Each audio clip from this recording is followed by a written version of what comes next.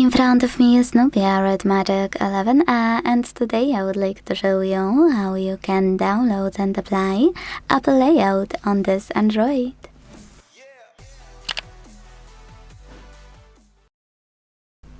First of all, you need to open Play Store and download free app called LaunchOS from LaunchOS Studio Developer.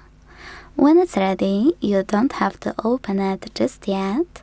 You need to tap on Home button and go into Devices Settings. In them, scroll, tap on Apps, and select the default apps.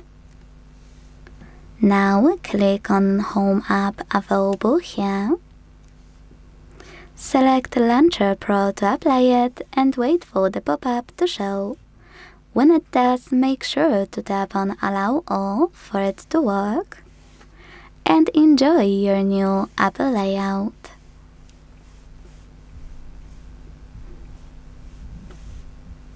If you wanna make any changes to it, you can always go into Launcher app and manage all of those options.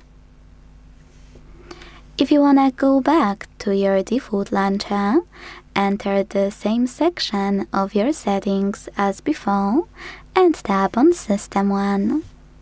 Thanks so much for watching. If you enjoyed this video, leave a like, comment and subscribe. Bye!